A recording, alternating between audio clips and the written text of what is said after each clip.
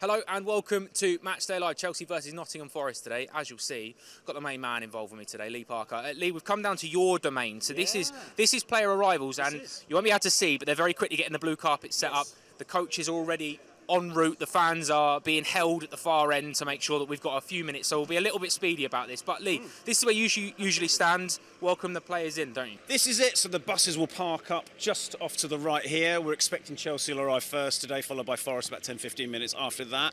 Where we're stood at the moment, this is going to be like a pen of VIPs, of the Matchday mascots and their families. We've got the blue carpets that are going to be laid out here, so the players will come past where we're stood now, high fives, fist bumps all round as they then make their way in on the walk that we're about to do into the dressing room. So I'll follow your lead, Joe. Well, yeah, let's do that then, mate. Let's do that. I thought, we'd show, because we see player arrivals every week, don't we? So I thought, let's have a little actual look and see what we see. So we can't go that way because they are laying the blue carpet. So I'll ask you to follow me this way. Yeah, we'll go back in this way, then we'll follow this at the... Thank you very much. Obviously, Nottingham Forest staff are just getting ready as well, preparing their dressing room. So the players would go along this way. This is the sort of the back entrance, as it were. If we just make sure. This is where Stamford and Bridge prepare themselves. Okay, so we'll wander through here, and again, just making sure that Leone on camera doesn't get tripped up. So then the players will, as you can see, the tail end of the blue carpet here. They will then make the steps up in towards Stamford Bridge. This is a really cool part as well that we don't see, but I notice the players do, and there's one or two that always have a little glance up at it. Yep. There's obviously winners of every major honour, and every single trophy is placarded on the wall, which is beautiful. Let's do it. A proper wall of fame as we follow the Forest backroom staff in. I'm not going to close anyone in, but this is it. Yeah, so again, it must be really different for not only home players but away players as well, because it's such a big deal for away players to come and play at Stamford Bridge. I don't imagine as a Chelsea player this step into the ground never gets boring because of the trophies you can see. No, evening, afternoon, boys. We'll head up as well. Yeah, we'll head up. We'll head up slowly to make sure that no one trips up. And But every player will have like their superstitions, and as you mentioned already, Joe, people will look up at this. Some people touch it on their way in. Some of them are pretty much in the zone. There'll be headphones on, focused, eyes down. And this is the walk they'll make round to the dressing room. Well, let's do that then. Let's do that. Let's do that as. Can I just point out the shininess of these shoes, please? I'm very jealous. Mean business. We don't mess about. Mean business. Thank you very much. So yeah, again, this is the sort of tunnel area that we're used to. We're used to seeing the back end of, especially on sort of Sky or BT broadcast. This is it. After you, Joe. Thank you very much, mate. Interview room 3, of course. Again, another opportunity for players and officials to go in and have a little chat with the media. And then the away dressing room. We won't go in the away dressing room, obviously, because Nottingham Forest are in and getting ready for the game today. But let's head towards the Chelsea dressing room. Let's do it. Which, at the moment, is nice and quiet. The calm before the storm. Nice and relaxed before we see anything. Now, this is quite a privileged position to be in, quite a special place to go into, because you can go into it obviously on a tour, but on a match day, you can't do that. It's very much restricted, held behind it, and we're not going to give any team news away either with shirts that are laid out. This is it. Well, look, go on, Lee, after you, mate, after you. Follow me. Just hold that as well. Make sure no one gets tripped over. Away to the right as you walk in, by the way, this is where Frank Lampard and the coaching team will be preparing. So that's the manager's office there. Coffee machine, couple of bottles of water out ready for their arrival. So that's what they'll be preparing for today's game. And then, as Joe has already alluded to, this is the main part of the dressing room. If you follow us in this way. And also, we're not going to peer around the corner there, but there was a tactics board up already with players in. So in we come again. See the most important part of any dressing room, speaker system.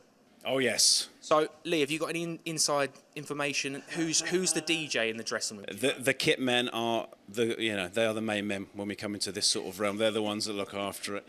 We'll see a few of them. I'm just peering around corners, making sure I'm not going to get myself into any trouble. We'll nudge in. Okay, yeah. Again, we're not giving anything away because obviously all the shirts are up, so it's absolutely fine today. Yeah, absolutely. So morning, Steve, the kit man, over in the corner there doing all the leg work prior to the players arriving. Very well, thank you. Very well. We'll keep out of your way, Steve. Yeah. As you can see, shirts are already out, ready for the players.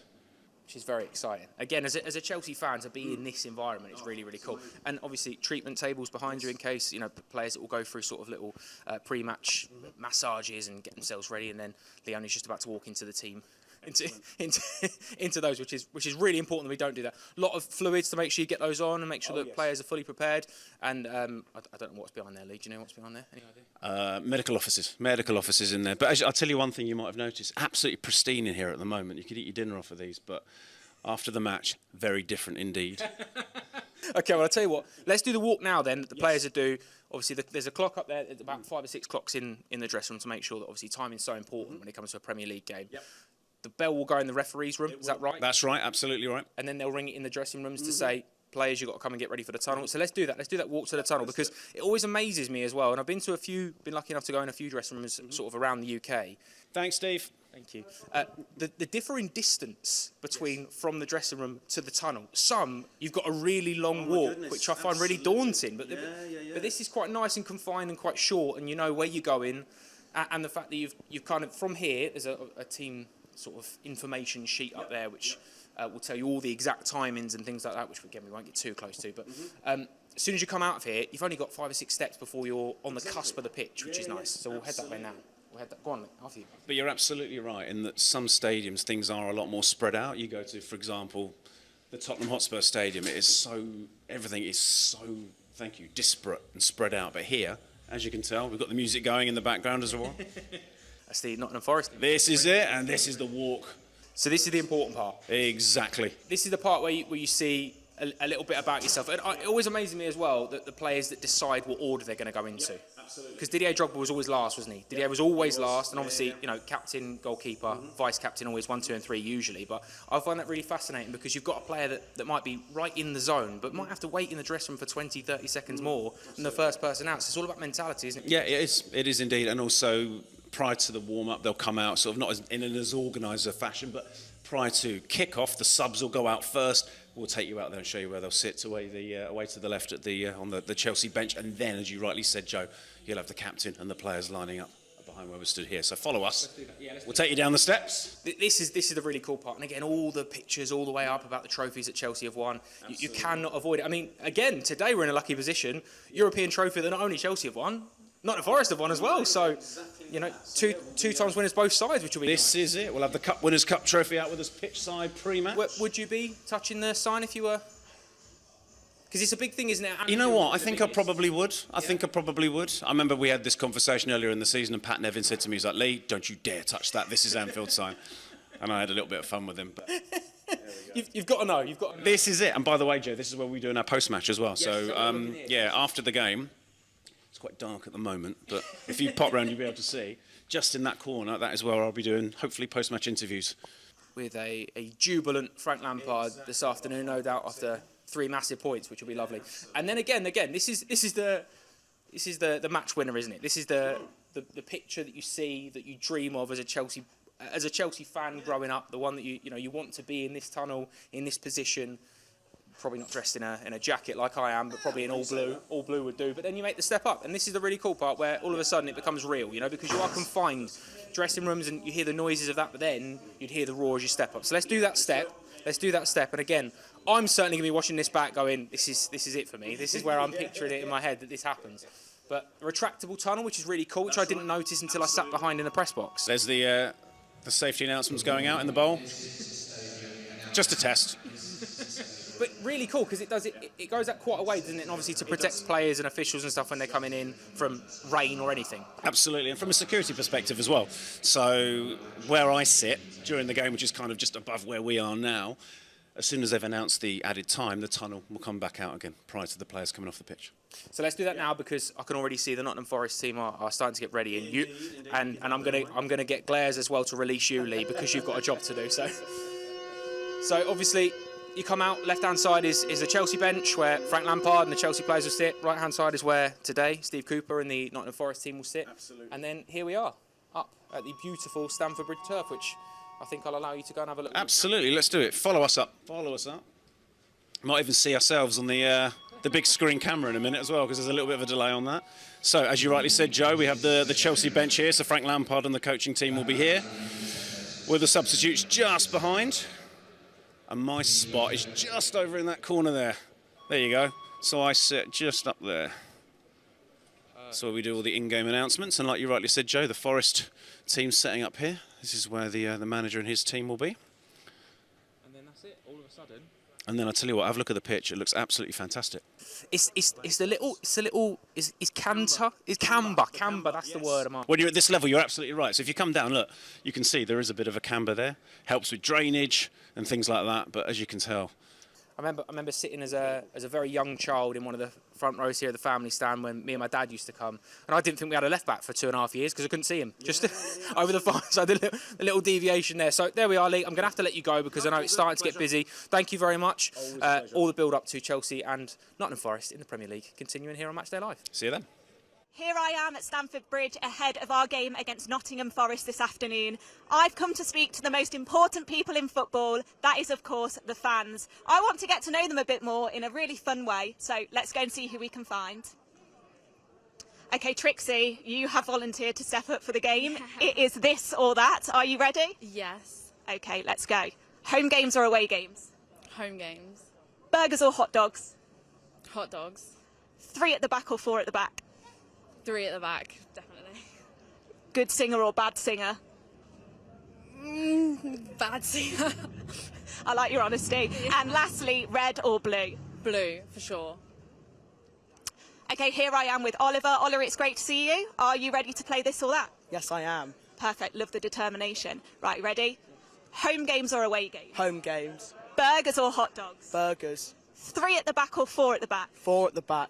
Good singer or bad singer? Bad singer. Oh, I like your honesty. Red or blue? Blue.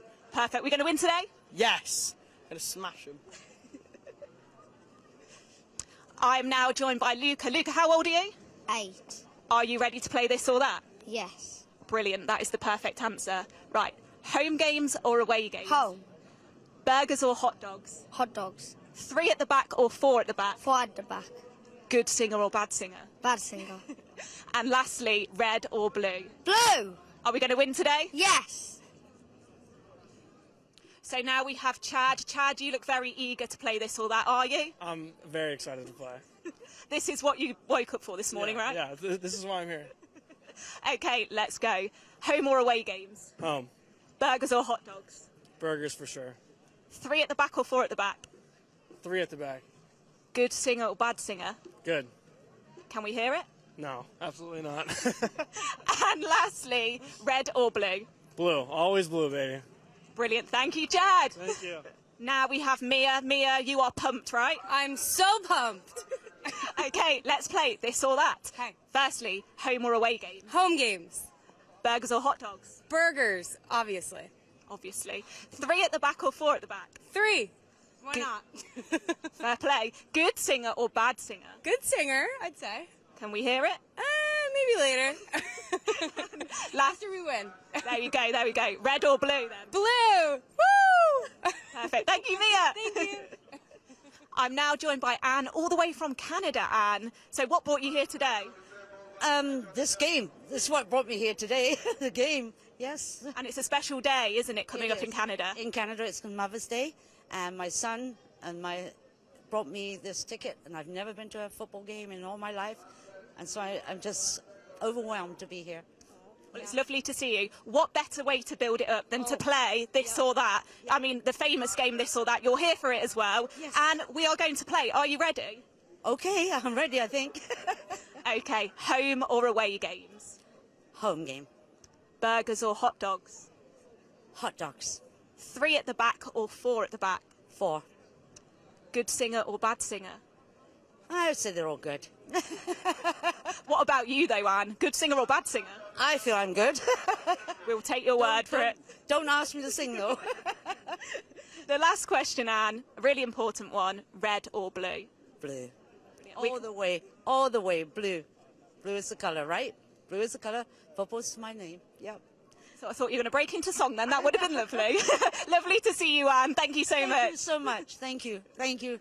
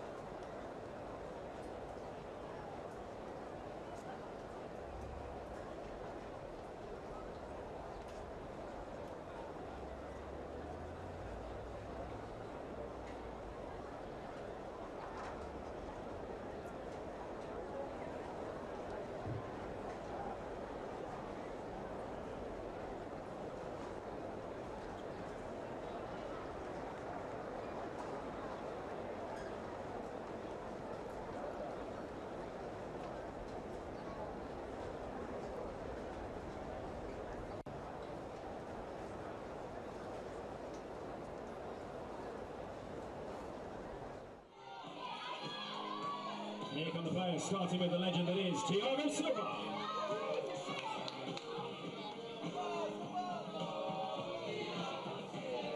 Followed by Wesley.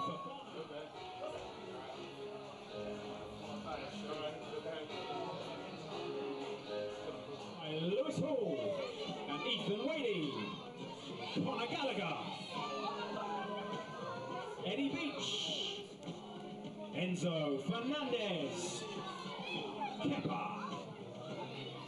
Hakim Ziyech. And please show your appreciation for your manager, Frank Lampard.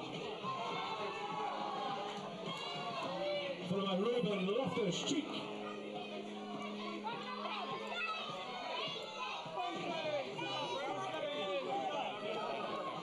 Please welcome Kai Havertz. Followed by the captain, Cesar Azpilicueta. Please welcome David Fofana, Mateo Kovacic, Raheem Sterling.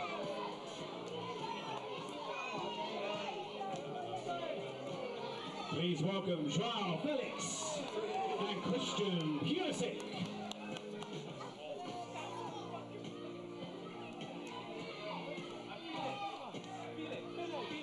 Please welcome Mikhailo Mudryk and Benoit Badiashile.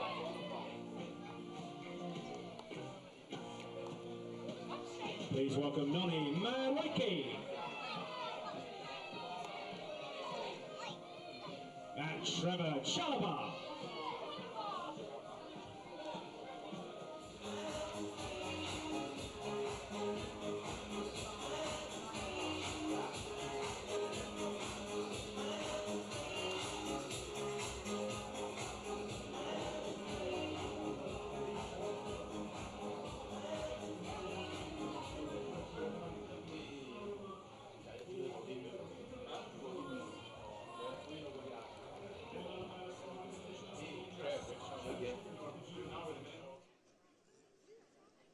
Boys, we've nipped outside Stamford Bridge, starting to get a little bit busier. Today's a big day. Obviously, we started down there with the 25th anniversary of Chelsea winning the UEFA Cup Winners' Cup, a memorable evening in Sweden where we beat Stuttgart by 1-0.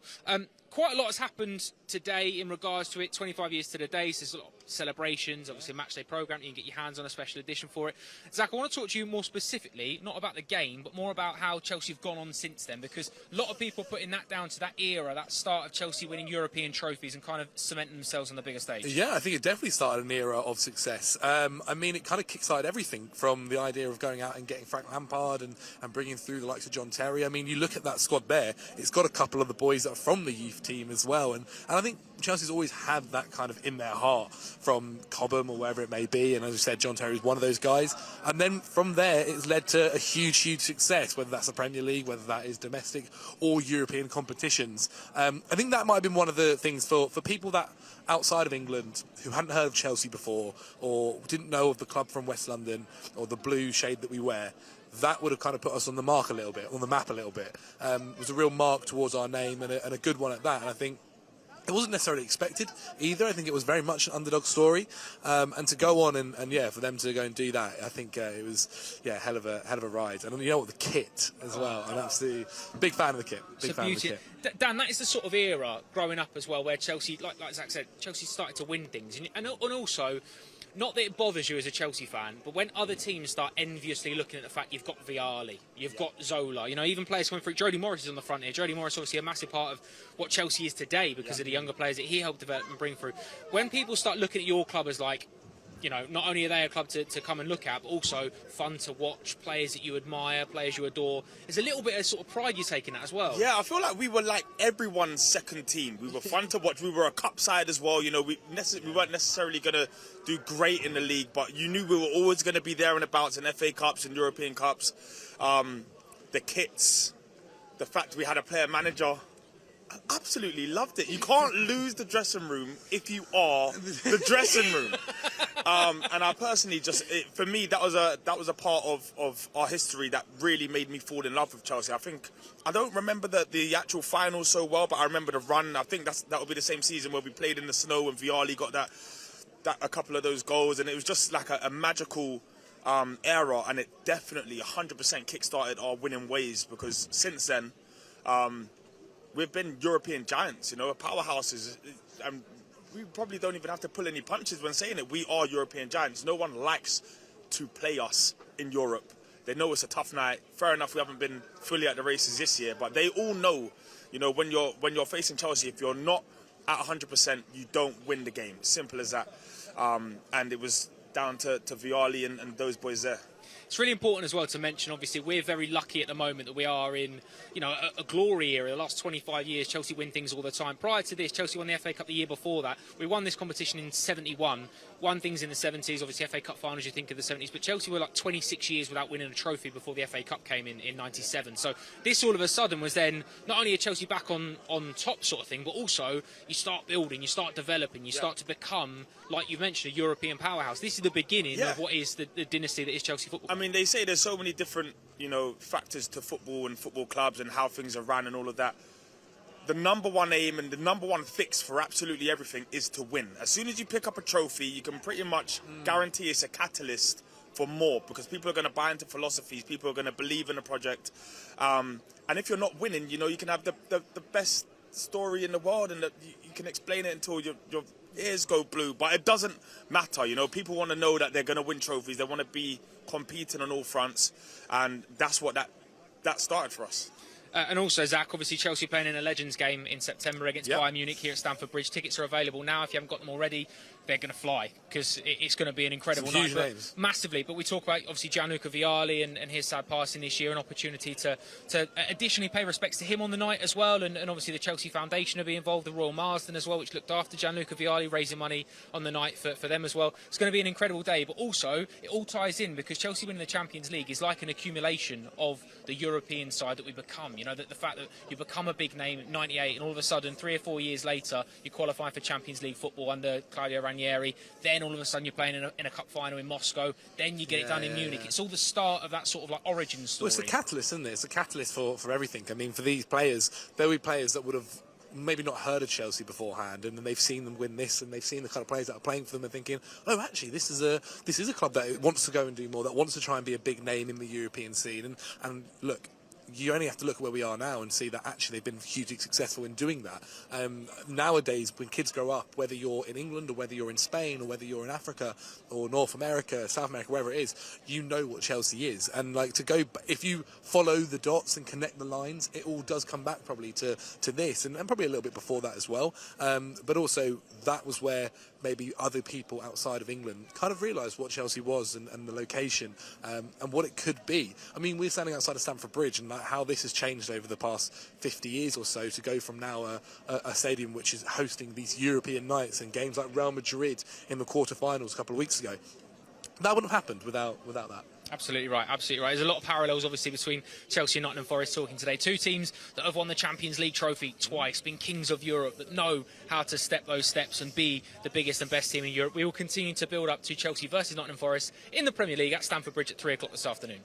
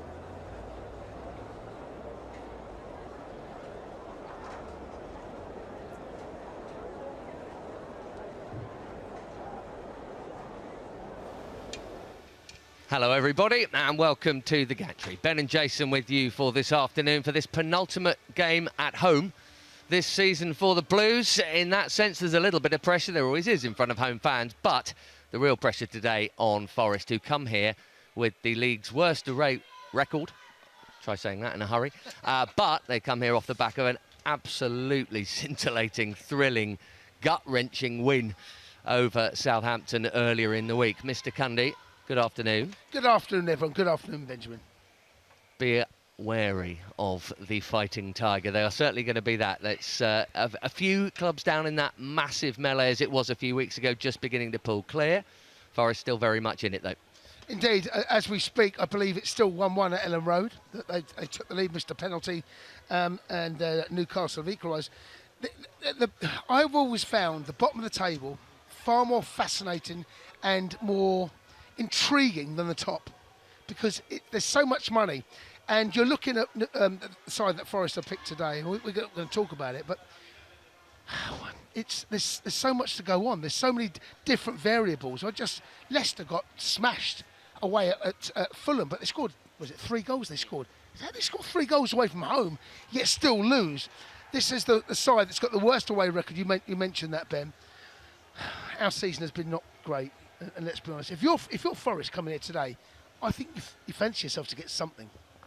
Yeah, even with that poor record, the fact they won last time out, the fact there is so much to fight for down there, and maybe that can be the edge when it matters. And let's be honest, if there's ever a time to come to Stamford Bridge and not fear Chelsea, it's been during the calendar year of 2023, which, by the way, began with Forest away. The very first game, New Year's Day, 1-1, and Dean Henderson didn't have a thing to do, and they deserved at least the draw, I thought.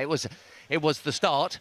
Well, maybe not the start. It probably kicked in a bit before that, but it was... You know, it's been a poor New Year since then, but we come off the back of a win ourselves. Yes, we do, and thoroughly deserved that win, by the way, but we still conceded, and we made life difficult. They might have had a penalty. I personally didn't think it was a penalty. They should have scored just at 1-1. Can't remember who was the header underneath the bar. Dango Ouattara, yeah. Should score. Ben. And Enzo made a great block, Kepa made a great save. And then once we got the second, there was a little bit of a swagger about us, which... I've not seen. You don't see that. You know, we're a club that's actually been in the last 14 months. There's no stability at this club, off the pitch, on the pitch, and also. But for the first time in a long time, I felt there was a real confidence about the players. The way they were knocking it about. Okay, it was Bournemouth away, but you need these. You grab these little moments, Ben. You hold on to them, and how can we build on that? And today, Bournemouth away, Forest at home. These are games you expect to win every single time.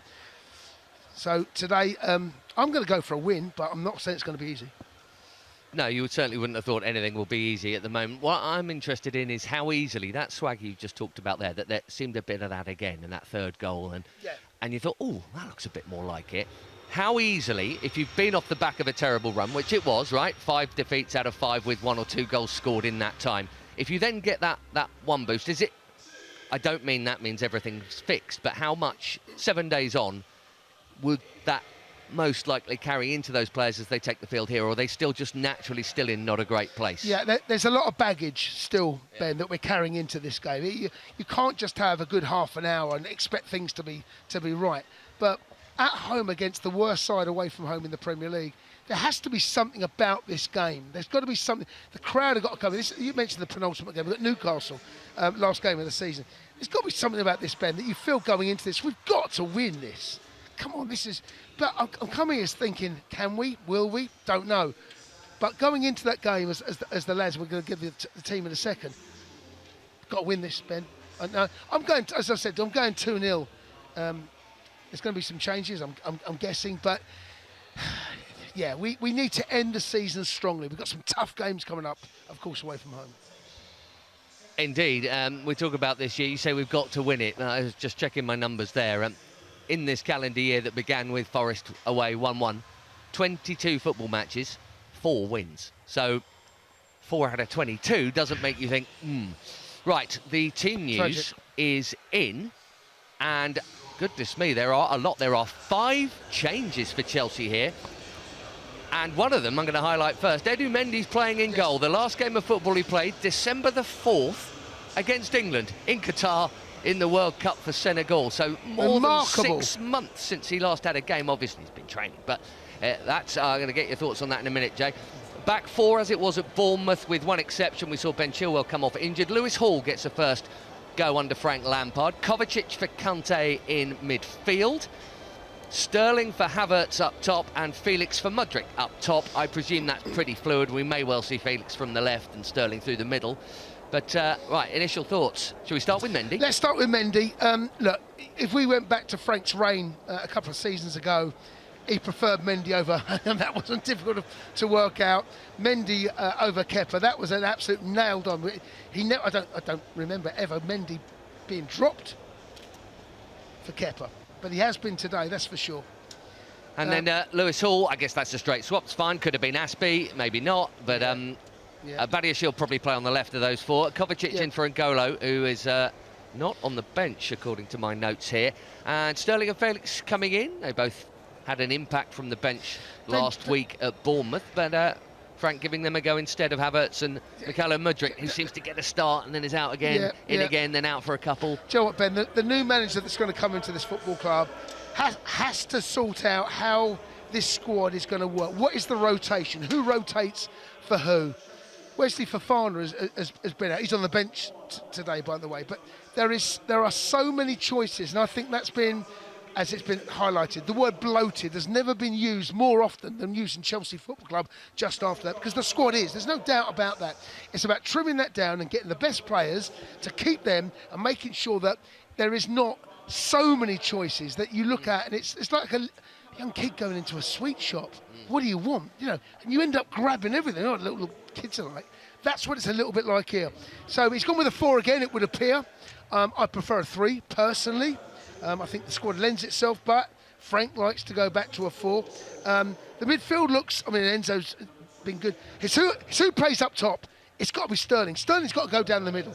Felix has got to start, you would have thought, on the right. Madueke, by the way, can we just say to him, how good has he been? He was outstanding. I thought the best player on the pitch against Bournemouth. And that is what is our first point, actually, in our 3 points for 3 points, is to get both of the wingers involved, because Madueke was getting so much of the ball. Every time Enzo got it, you saw him turning that way, giving it to the right, with Chalobah coming up as well. And actually, Mudryk wasn't receiving it. He felt like he was more in field to us. But, I mean, you used the word, I remember, even at half-time, we look a bit lopsided. It's good down the right, but we're not using the left, and we have to. That's something to address today, perhaps. Although Felix isn't naturally wide either, is he? He likes to come a little more central to get on it. Yeah, I felt we became predictable. I mean, we spotted it after about 7 or 8 minutes. Everyone, Thiago Silva, Enzo, Chalobah, everyone was going down that right-hand side, and clearly it was a tactic that we felt. And chances to cut the ball back and cross it were happening, for sure. But what that happened, then you become used to that, and as a team defensively, you start to adapt and adjust. I felt that what we could have done was bring the ball out on the other side. And Mudryk's, he's been dropped for today, and I felt a bit sorry for him, Ben, because he had no service. It literally, we were going just one time. I would have at half-time maybe changed it. Madueke was having a lot of joy. Give Mudryk a chance, even 10-15 minutes. It's not going to be the whole half. So he's changed it, but you're absolutely right, Ben. The wide areas in particular, Madueke was outstanding, and he's got another chance today. On social media that I've been looking at, Chelsea fans are really starting to love him. There's a lot to come, and there's a lot of anticipation about where this boy can be in a year's time. Well, certainly in the right kind of side, that may well be it. That's where he made his name at Shakhtar. If you saw them in the Champions League first half of this season, he was brilliant in that group against Real Madrid, against Celtic, against Leipzig. But generally they were playing counter, so he had tons of green grass to run into and use that raw pace that is without question, his #1 asset. The stats say, Jason, that this, in theory, might be quite a tight game. They've only got 34 goals each, these two sides we're about to watch here today. It's our second point in our 3 points for 3 points. I'm not sure. Do you think it will be tight? I mean, we've just seen Forest edge a 4-3 last time out. Or do you think, because perhaps in the way they're setting up here, that actually they are thinking, do you know what, a point's not a bad point at Chelsea? They'll take a point. Do you think? Is that enough for them? They've got Arsenal after this. Yeah, but Ben, away from home as well, of course, is a point going to be enough? But what you don't want to do, you don't want to go and chase the game early on and lose. You can lose a game very early, you know. Even though that Chelsea have not been scoring many goals, and it's been a really tough season for us, both home and away. I think that Steve Cooper will come here and just try and keep things tight. Why wouldn't you? If you're 0-0 at half time, that's half the job done. And after that, who knows what you can pick up after that. But it's up to us, Ben. We're at home. It's been a disappointing season all over home or away. But as far as they're concerned, yeah, it looks like the team shape is going to make life as difficult and as frustrating. And why not? Because we're not in great form. It's not like there's a huge amount of confidence flowing through this squad. So they are going to be, I'm going to say 3-5-2, but maybe more like 5-3-2, really, to be honest, with Renan Lodi as the left wing. Yeah, and that changes, Ben, depending where the ball is. Which may well be, just thinking about it right now, White, so there would be no space for, say, a Mudryk to sprint into, and you might need someone a little bit cleverer, little can opener like João Felix. I think that probably makes sense. Frank has thought they may well sit a little bit deep in. Perhaps that is a little part of that selection. Our third point, home advantage. We've mentioned it. There's only Newcastle to come here after this, and I know it's not been great fun for any of us watching here for big chunks of this season, but we're all going to miss it until it returns in August, that's for sure. Be a long time without the game this summer.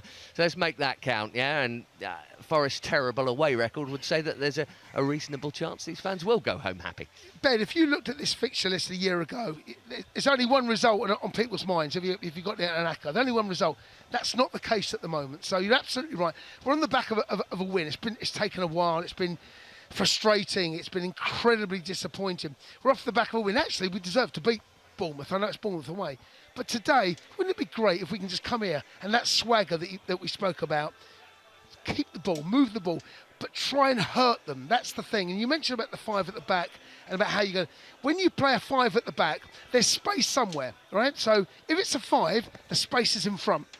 If it's a 3, the space is out wide. So there's going to be space in wide areas. It depends where it is, either in front of the back 5 or in behind the back 3 in the wide areas. It's how you exploit that. And Manchester City are the best at doing that. No matter what system they play against, they will find a way to exploit that space and still hurt you. We've got to do that today. So if they want to play a 5, that's fine. Exploit the space in front of those wing backs. If it's a 3, can we get the pace of Felix, of Mudryk and Mudryk, Sterling, sorry, on that out on those wide areas? That's what we've got to do. Well, we shall see. Kick-off is about 50-odd minutes away. For now, we are going back to Joe. Thank you very much, boys. Brilliant as always. Ben and Jason, they'll be talking you through the action when we get to kick off a little bit later on. Chelsea versus Nottingham Forest in the Premier League. Back with Dan and Zach, pitch side, boys. Little reaction to that team news, and the boys were talking about it, the importance of that fluidity in the front 3 as well, whether it's Felix that starts through the middle or it's Sterling that starts through the middle with Felix wide left. When you've got the options that Chelsea have got, it's an exciting proposition whoever starts there. Yeah, 100%. A lot of changes all over the pitch I think are really, really interesting.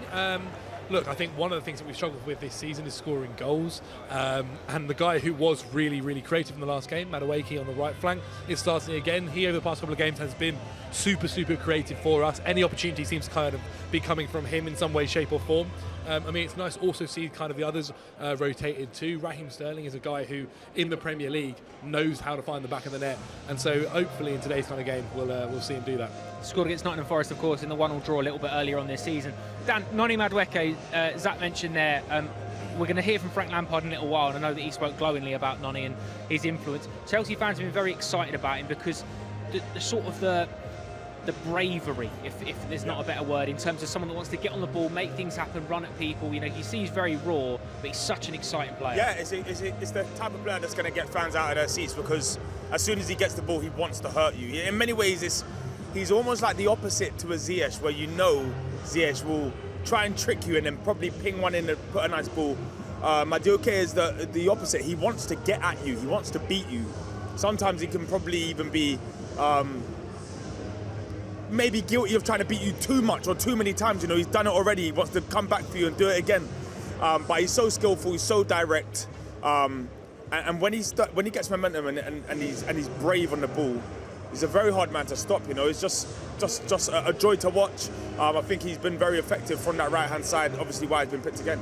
One of the biggest things I think a lot of Chelsea fans are wanting from the remaining games of this season, Zach, is players taking opportunities, you know, whether that be an opportunity like Lewis Hall has got today to start, whether that be Conor Gallagher, who under Frank Lampard all of a sudden seems to be one of the first names on the team sheet and is always so impressive and energetic and gives a real dimension to this team. That is what fans want to see, isn't it? Because, you know, we're well aware of the situation we're in as a team and as a club at the moment. So it's now about individuals taking those opportunities, and whatever comes in the summer, whoever comes in the summer, you're sort of laying your cards on the table and saying, look, this is what I am. Yeah, 100%. It's about showcasing to the new project, the new manager, whoever it might be, what you are, what you've got to give.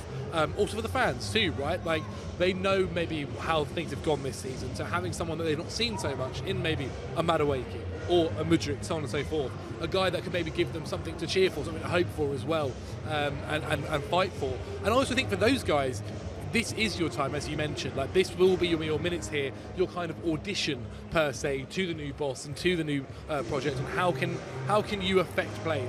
And we just mentioned him then. Nottingham Madueke did that fantastically against Bournemouth last week. He did that brilliantly. He was the guy that was rewarded today because of that as well. Conor Gallagher, actually, another one, I think, the way he worked so hard for the team. And so there'll be people watching on today taking note of this, seeing who's getting rewarded, seeing who's working hard in these games, and thinking, okay, for the new project, he'll be my man.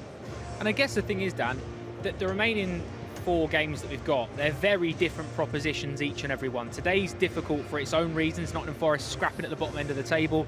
Leeds and Newcastle are 2-2 at the moment, so that's going to influence how Nottingham Forest set up how they play, because they might need something, they might not need something as desperately.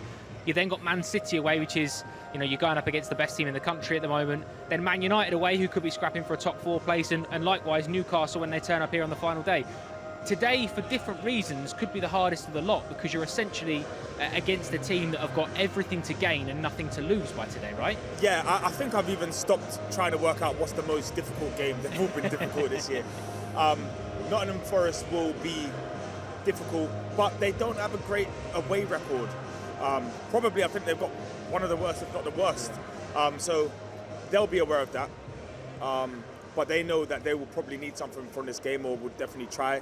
They know that we're maybe not in the greatest form, even though we did get 3 points the other day. They'll be up for it. And we have to treat every game as it is our final game. I think that's the safest way to do it. Every time, you know, you look at the paper and you try and work out where you're going to gain points and maybe where a couple will be dropped, the paper gets ripped up. So yeah, I think we've just got to attack this game aggressively, you know. When it's all said and done, it's Chelsea at home against Nottingham Forest. We should win this game, regardless of what team we put out, what position we're in the table. We are a better side than them. We're a bigger club, a better club, sorry. And realistically, we should be putting them to the sword. And hopefully, you know, when I look at that team sheet, it's an attacking team. And hopefully there are a few more goals here, because we've been starved this season of goals, but it looks like they're all going to come at once, hopefully, in the last few games. Dan's swinging already, no surprises. Just on that though, Zach, because it's a really good point. You know, Nottingham Forest, again, we're doing that big club thing, but you have to retain Chelsea are a big club, so you have that about you. You should be beating teams like Nottingham Forest when they turn up at home. There are countless occasions over Chelsea's history where you go 10, 20, 30, 40, 50 games unbeaten at home. When you come here, it's got to be a difficult day for you. And also, 100%. We get it done today. You got a good performance and a good result last week at Bournemouth. It's a different mentality you then go to the Etihad with, isn't it? Well, you start building momentum, right? Like, if Nottingham Madueke again has a fantastic performance and puts himself in contention for the next game, he then starts to have that confidence. Everyone around him starts to have that confidence. It builds up into only being a positive thing, essentially. I mean, look, the game today, you have mentioned, it is Nottingham Forest, but they are a team that are going to be fighting. Jason mentioned it earlier. They have the worst away record in the Premier League. Like, I feel like sometimes we go into this and we say all these like stats and all these like fancy numbers, all these like hard-hitting sentences, but it's football at the end of the day, and it doesn't matter what's happened previously. It comes down to 90 minutes on the pitch and who wants it more at times, and who's got the more confidence and who's kind of enjoying it more, and has a game plan for it, right? Like, okay, Nottingham Forest may have not performed well away this season, but today they might. And if we're not prepared for that and we're not ready for that, then we might come off poorly. However, I like to think we are ready and we have prepared for that, and our formation and squad selection shows that. Absolutely right. It's a big one today. Obviously, a good opportunity for Chelsea to continue their good form from last weekend, a good result last weekend. But more importantly, me and the boys have been out around the stadium a little bit beforehand. So many people today coming to Chelsea. Quite a lot of people we've seen as well coming to their first game, coming from all over the world. So wherever you are watching today, thanks to our friends at Trivago, we need you to get involved with the wherever you go wall. So use the hashtag wherever you go. Send us your selfies. Send us your messages of support for the Chelsea team today. We'll get those involved a little bit later on in the show. Dan, just on that, because this is a really silly question, but I'm going to ask it anyway. If you come into Stamford Bridge today as a fan, what are you looking for? What's the thing you're looking for most? I think you're looking for a fun performance. It's been a bit solemn at times. The fun started to come back. Nothing is better than scoring goals and winning games, you know. I think we want an exciting performance. An end-to-end game would be great as long as we're on the better side of it. We just want something that is, you know, look, we spent a lot of our season hoping that the stars would align in the Champions League. That's gone now. So we're going to need a good, positive performance. I think that's it, isn't it, Zach? Chelsea fans want to be entertained a little bit, and I think there's an element of this team, there's certainly the starting lineup, there's an entertainment factor about them, there's a little bit of an X factor in terms of the players that have got a little bit more about them in there. And even see people like Lewis Hall, right, left back. Lewis Hall is somebody over the past season and a half, 2 seasons, has kind of found his way into the first team slightly, then out of it, then back in. And we starting today in front of the Stamford Bridge crowd. We love a Cobham graduate here. We really do. Everybody here supports them. They give them that little bit extra. It just means a little bit more. It is what it is, right? They spent their entire time growing up in Cobham, playing for the youth team, being one of the most exciting players there. And we've seen Lewis Hall have some really good performances here at such a tender age, at such a young age. Whether that's at centre mid or left back or left wing sometimes. The guy can play any position. I think if you stick him in goal, he'd probably do a decent job as well. And it's like things like that can give the fans something to cheer for, something to play for. Because it does feel like essentially the season is kind of done. Like, okay, we're not going to go down, we're not going to go into certain places in Europe. It feels a little bit lacklustre. And so having little things like Lewis Hall, Madueke on the ball where he's dribbling past 3 people, scoring goals at the end of the day, full stop, are things that can get the fans to go behind you and also get them ready for the next season, right? If we're sitting here at the end of the season, we're going, oh, Madueke was so good at the end of it, we're just excited for the next season, or Raheem Sterling, or whoever it might be, just getting you ready for, okay, you know what, 2 months, okay, 2 or 3 months without the Premier League, it's going to be sad, but you know what, I'm prepared, I can't wait for the next season. Absolutely right, yeah. Still plenty to play for. Plenty to go on this afternoon as well. Chelsea versus Nottingham Forest coming up very, very shortly. We'll have live commentary with Jason and Ben a little bit further up into the East Stand over there. But right now, let's hear from the man picking the team this afternoon, Frank Lampard, ahead of Nottingham Forest's trip to Stamford Bridge. Yeah, I think with our young players going to the Under-20 World Cup, it's been interesting for me to see the timing of this World Cup because it clashes with an important part at the end of our season. Lewis and Kanté have both been, members of the squad since I've been here, and as we come into a busy schedule for our last 4 games, it was important for us to take stock of the squad, see where we need players to stay, what's better for them, what's better for us. And of course, representing their country is a huge thing. I think with Lewis and Kanté, it's not easy on both to make a decision because we'd love to see them in a Chelsea shirt more. We know we've got competition in the squad, so we had to take decisions on that. But hopefully either way it helps their progress, whether they're getting some minutes hopefully for us to the end of the season or going to represent their country. I've been really impressed with Nonny since I've come to the club. We've obviously got a lot of competition for places in the wide areas, and I think with Nonny his training as I've been here has progressively got better. He showed me a lot, really good 1v1, really good coming in off the right onto his left foot or going down the line. We've all seen that in the last 2 games, and I think in a difficult moment for us, I think it's been really nice to see his personality coming onto the pitch, wanting the ball, wanting to go 1v1. It's nice sometimes you get a moment where a young player comes in with that kind of attitude and can really freshen up the group. So really enjoyable to work with him, got great personality on and off the pitch, and I think he's going to be a really successful player at the club. I think it's never been more important than in the modern day now for the whole squad to be together and for the subs to be ready to play their part. Since the rules have changed, you can change the game much more with those changes that you make. It's important that the players that come on make impact, and with the competition we have in the squad, not starting for a game is not always a huge negative. It can be that there's a view that people can come in and help as the game goes on, and all the players that came on against Bournemouth I think did that in their own way in terms of Raheem Hakim, Ruben, Aspie with his experience at that crucial time in the game, Jao with his goal. So I was really pleased with that. As a coach and as a staff, those things really make you happy because you work all week. Sometimes leaving players out the starting lineup is one of the most difficult parts of your job, but when you can see players come on and help and the feeling they get from that, and that we all do, then that's a big deal for us. But we'll prepare fully for these last 4 games, and I think it's important to take them one by one. When games come so thick and fast, you cannot get too far ahead of yourself. We understand that all the teams we play have got a lot on those games.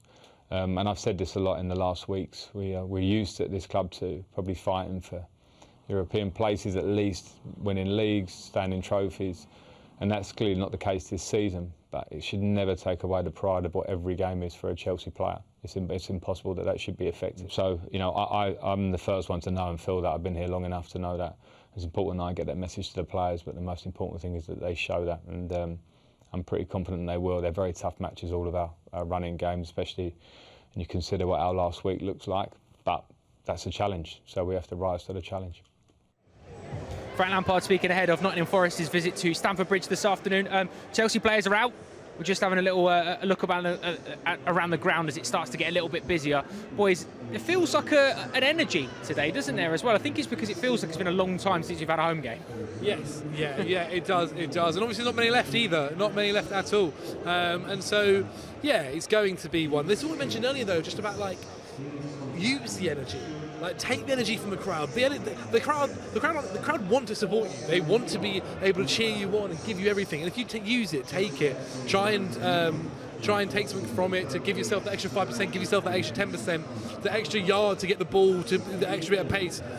I don't know, like, look, we could never sit here and say we played in front of 40,000, or maybe Dan one day, but we can't sit here and say we played in front of 40,000 people and know what that feels like. But it does. Like, that kind of thing, when you speak to ex-pros, they say that kind of thing does just help you out. It does give you that little bit extra. And so, yeah, I think today the crowd will be very strong. There's also someone that looks delightfully like Erling Haaland in the front row over here as well, which we can't show you, but it does very much look like it. It's not in because Dan's about. I know Dan's about. Let's do shoot pass clear then. 3 scenarios that we give you. One you would shoot on the most likely thing you think will happen. One you will pass on something that happen, might not happen, and something you will clear on something you really don't think will happen. 3 Chelsea scenarios for today's game. The boys will decide on there. So let's have a little look at the 3 scenarios for this afternoon. So we've got Chelsea to score in both halves, player to hit the woodwork, which I've been reliably informed. Chelsea and Tottenham are the 2 teams with the most woodwork hits. Hits of woodwork in the season, and a Chelsea clean sheet as well. Dan, you can go first, mate. Do you know what? I actually think all 3 are going to happen. shoot. Great game, great game. So yeah, the game's over. I'm going to go with us to have a clean sheet as the shoot. So what are you going to pass on then? Something that might happen, might not happen? I think I'm going to pass on us scoring in both halves. Okay, so you really don't think we're going to hit the woodwork? That is the least. I'm sure if we take it to the probability, that has to be the least likely. So I'm going to go with that as the least likely. I like it though. Is that what you're saying? You said shoot on the... Clean sheet. Okay, flipping it. I'm going to shoot on a goal in both halves. Nice. Pass on the clean sheet and clear the woodwork. No woodwork today, only back of the net. Manifesting the fact we're not going to hit the woodwork. I like it. Yeah, I like it. Just on that, Dan, because again, like Zach's already pointed out, none of us have played in front of this Stamford Bridge crowd, but when the atmosphere feels a little bit different, it feels a little bit rejuvenated, like Zach said, maybe second to last game of the season sort of thing. Do you think that it feels a little bit different today, so you feel like a little bit of a pressure release? Yeah, I think the pressure's off. Me and Zach have actually played here with this little stand, was in attendance, probably around 400, something like that, probably around 40 I think half that, maybe. A huge crowd. But playing in front of 40,000 at Stamford Bridge, knowing that our season, not that much hangs on the result of this game, should allow the players to play with a bit of freedom. Training wheels are off, not necessarily trying new things, but you can be brave, and it is all up here, It's a physical game, but it's still extremely mental, and perhaps that is beginning to show, with a decent spell in our last game. Hopefully we go and have a good 90 here and literally, put a team to the sword. It's been a long time since we have seen Chelsea put a team to the sword. Yeah, absolutely right. right. Well, let's get on to trivia then, boys. Okay, so this is the part we really do need your help. So in the comment section down below or wherever you're watching, get us involved. Let us know what the answer is because we will always struggle with this. So this is the trivia question for today that we need your help for, please. So the question is, who scored our last home goal, our last home Premier League goal, sorry, versus Nottingham Forest in September 1998? Wow. Okay, so 25 years, just under 25 years ago. Okay, Dan, I'm going to lean to you to start with because What year was that? 98, September 98. Roberto Di Matteo. Roberto Di Matteo, okay. No, Jody. Jody Morris, Yeah, okay. why not? All right, okay. I mean, again, that's sort of... I like Robbie. I like Robbie Di Matteo. I think that is a good shout. Okay, let's have a little think. We've got until full time to come up with an answer. So if you've got any answers, like I said, do get us involved. Let us know where you're watching today from, and let us know what your name is so we can credit you with the correct answer at the end of it. The big one is, Dan, I suppose today, where did Chelsea need to attack first? Forest are a great team, but where do they need to go first? Well, do you know what? I think we'll probably see Forest be a little bit cagey. More is on this game for them than it is for us. I think they'll be cagey, probably a 5 at the back. We might need to draw them out a little bit. I think we'll see Chelsea with plenty of the ball, and we'll probably be knocking on the door quite often. I think we have to move the ball fast, regardless of where we are playing our little patterns. That ball has to go quickly, just to shuffle them out of position. Sterling, Felix, it's a nice fluid front three. Just hit the wings, man. Get the ball to Madueke. You were doing so well. Yeah, I just lost it. So well. Hit the wings and just have a go at them. That's it. Just try and go past a player. But it is, like, I think when you set up in that kind of formation, like, look, Gallagher's going to be a workhorse. You always know what you get from him. Every single time when the ball's going to need to be chased down, he's going to be there. Obviously, with the likes of Raheem Sterling, he might be like that front three is fluid. It can kind of swap wings, and you might see that happen as well. And then obviously with the midfield of Enzo and Coman, that's going to have movement in it as well. I mean, in an ideal, I'd actually probably prefer Enzo playing slightly further forward, but still, they can both kind of swap roles in that sense. And then Lewis Hall, we know he likes to go and get forward too. Chaloba's also not afraid to push on as well, and that's where those wings kind of come in. I think one of the benefits of having someone like Lewis Hall is because he's so used to so many different positions and that like central midfield role, he can kind of push into there at times and will come into a back three or pack out that midfield as well. It wouldn't shock me if that starts happening. When you have a selection like this, it feels like so much of the squad is going to be about being fluid and being kind of diverse and maybe not certain people being stuck to certain positions. And that's what I think might cause Forest some issues. But then what also can happen as well, and that's where obviously substitutes come involved, is we know how many times have we been here where a team comes there and sits back and lets us have the ball? And we sometimes struggle with that. But ideally that's what the bench options are for, and that's what substitutions are for, and you can adapt when that happens. But then at the same time, obviously if Forest are going for a goal here, they need to try and get points. They might not be sitting back. Absolutely. There's a lot to play for today, a lot on today. As you can see, the warm-up has begun, so I'll get these boys a gilet and a little touchpad as well, get the coaching degrees done, and over to the warm-up.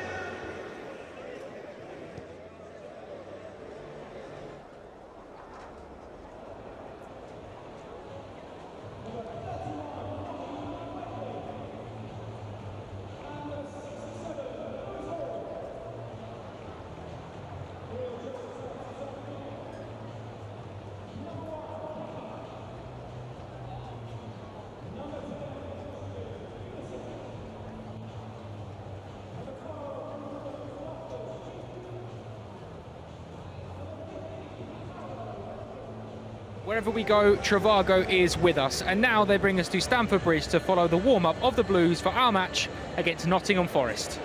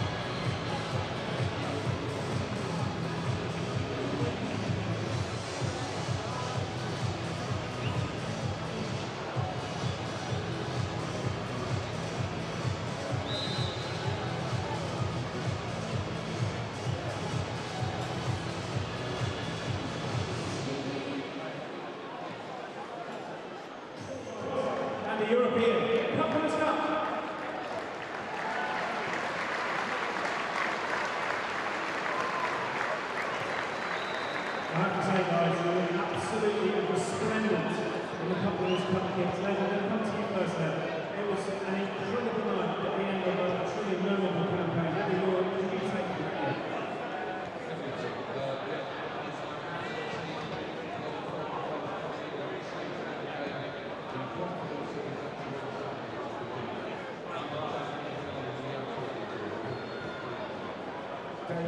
Then mentioning there that Luke and the Army, incredible personality. Tell us your numbers in the great night.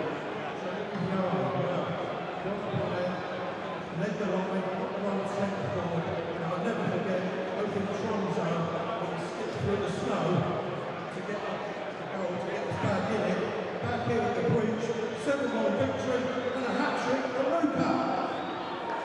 Very well said. I know you're very well said, but ladies and gents, today marks a very special anniversary of this as well. 57 years following this great club. How does that feel? Well, it's 57 years now. I want another 57 years. Talking to characters then, I'm going to go back to you. You mentioned it was a squad full of phenomenal personalities, isn't it?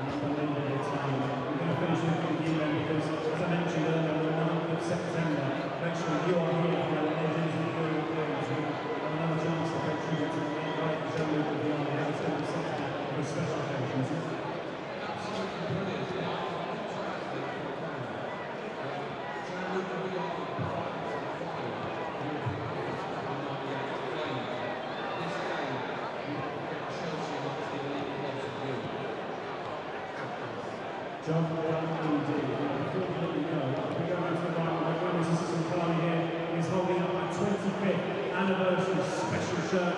These and others including scarves and other merchandise are available online and in the legacy aisle, so make sure you pick yours up as well. As we celebrate 25 years since we won this magnificent trophy, ladies and gentlemen, Stamford Bridge, please show your appreciation for Matchday and UEFA Cup Winners' Cup.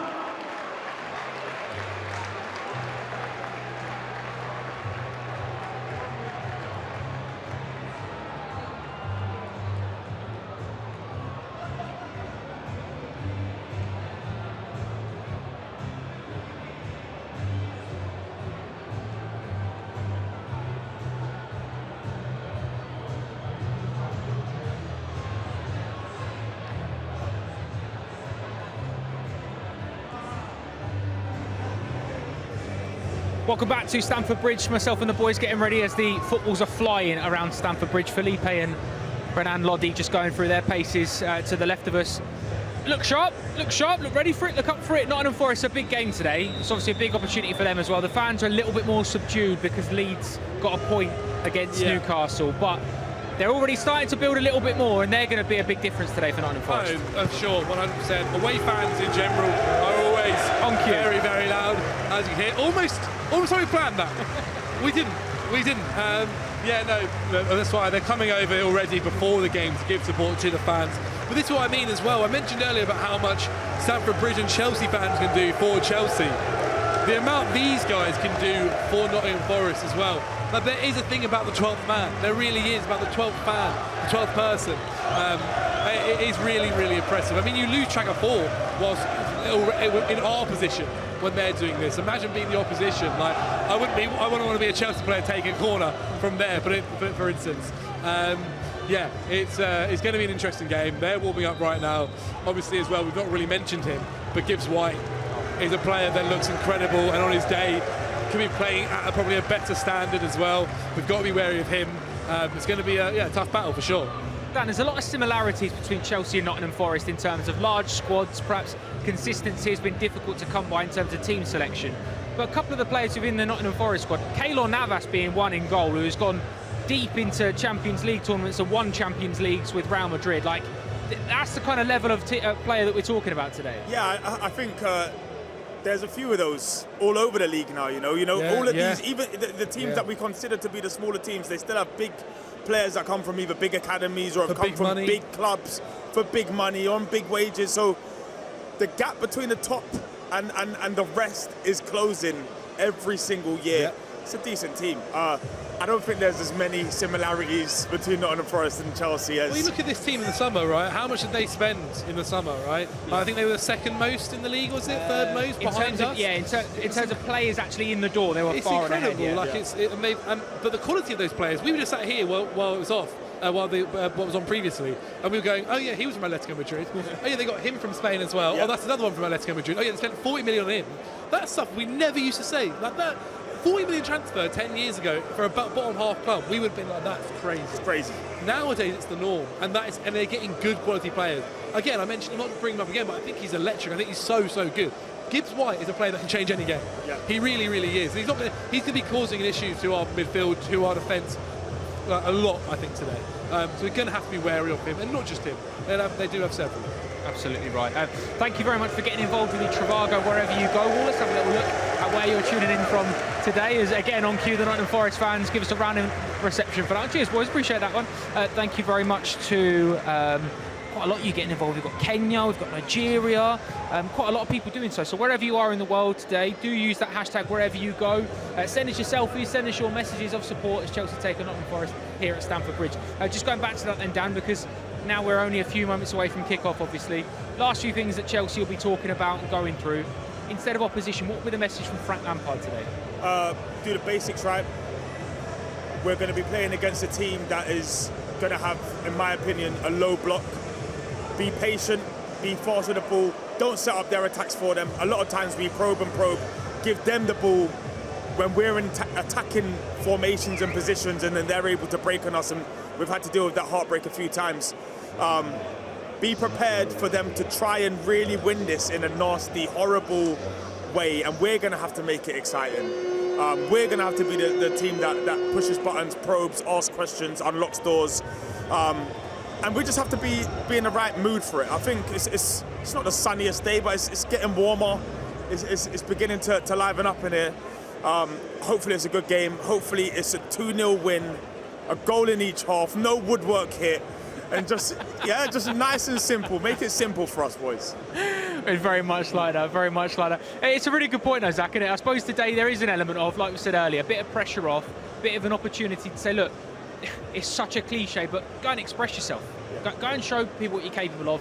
Go and show whoever the new manager is coming in what you're capable of, what you can bring to this squad, what you can bring to this team. But also a little bit of, as well, a little bit of a thank you to the fans who have been on side for what has been quite a difficult season. Yeah, 100%. I think we spoke a lot about the fans today, and certainly so. It has been a difficult season, and like, when you're at this point of the season, and obviously there are a lot of questions up in the air at the moment, the one thing that you want to give people, the people that are spending money to come and watch you guys play football, is you want them to come and walk off and believe that, you know what, we put it all out there for the people there today, believing in them and believing in us, and that's what, hopefully, after 90 minutes of football and a half-time, we will be saying that they did. Absolutely right, absolutely. Boys, brilliant as always. Dan, you're going to go up and join commentary for the first half. We're going to try and get in before we get wet, but very, very shortly, coming up here on Matchday Live, will be live commentary of Chelsea versus Nottingham Forest in the Premier League, live from Stamford Bridge. Come on, you Blues. Come on, you Blues, indeed. 4 to play. The two Manchesters and Newcastle to follow. Forest are still fighting for sure, but in those relative terms, with their away record, for whatever that is actually worth on a day like this, and coming off a win, they would appear to be the weaker of the 4 opponents, Mr. Cundy. Good afternoon, theory. Benjamin. Good afternoon, everyone. Yes.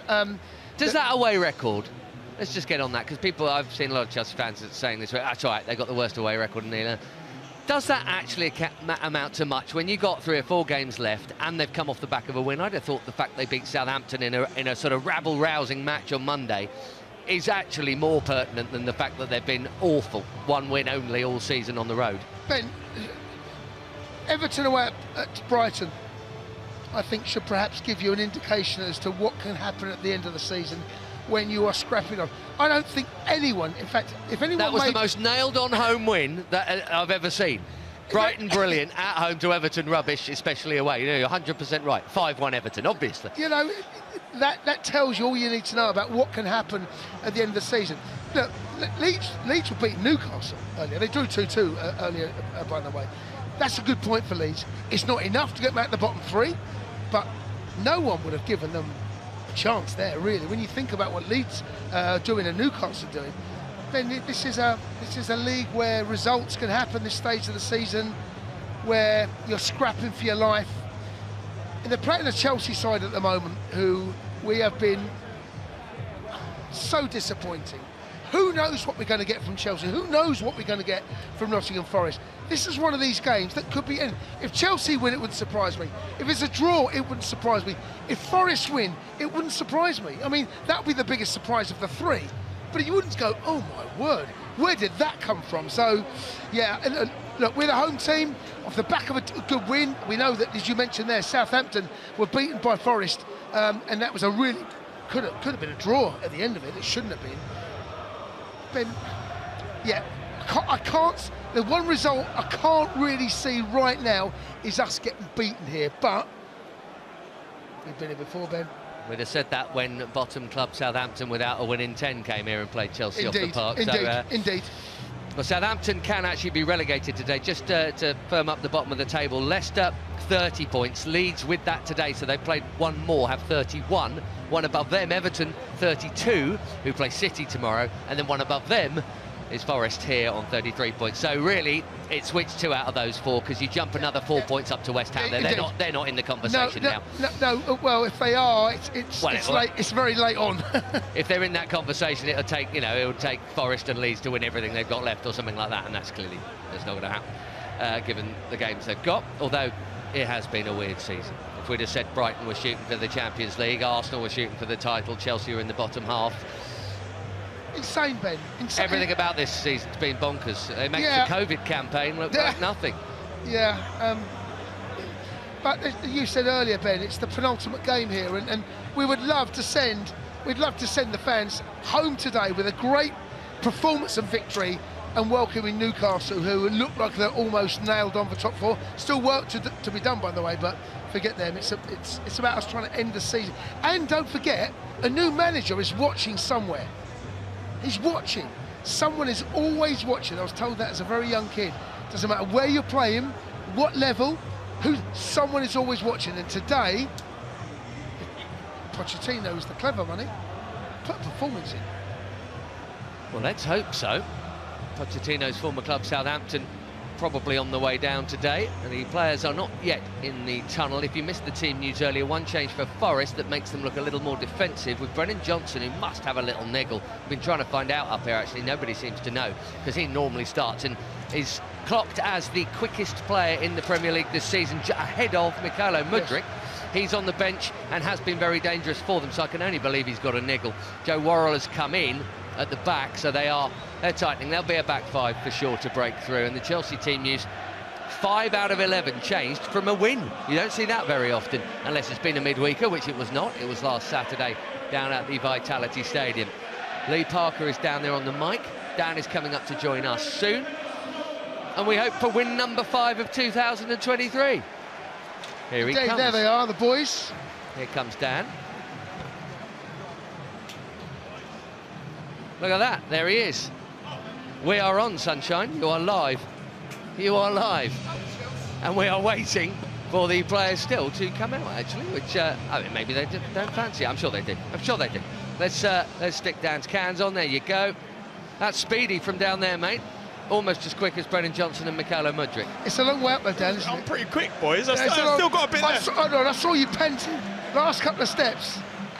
Honestly, it's a It's a long way up. It's a long way up, but still got a little bit left. I'll do. Fit to start. We hope Chelsea have still got a little way left.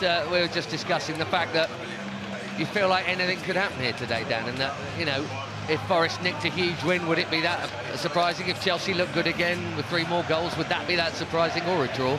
I actually quite fancy us this game, and I would be a little bit shocked if Nottingham Forest all of a sudden turned up and did us again. I want to be optimistic and hope that the worst is behind us.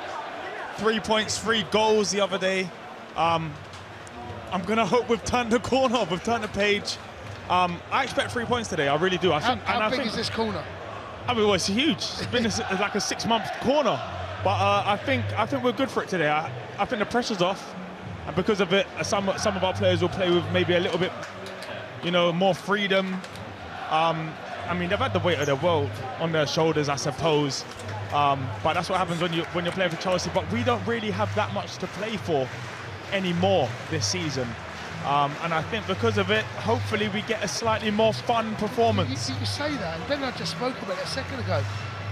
The next manager, Pochettino's the clever one, but the next manager's watching, by the way. You know, there has to be there is always professional pride. There's always something to play for, but I guess the point he's making is that Forest are fighting for their lives. And we spoke about what happened with Everton and Brighton the other day. Yes, they need it more than Chelsea do, for sure. Keylor Navas and Thiago Silva having a chat in the tunnel as we speak. Interesting team news, Dan. Just get your take on it. Me and Jason have been talking about it. Mendy and 4 others changing, as the players come out the tunnel here. What do you make of that? Well, I assumed there would be some changes. I wasn't sure if it would be Mendy.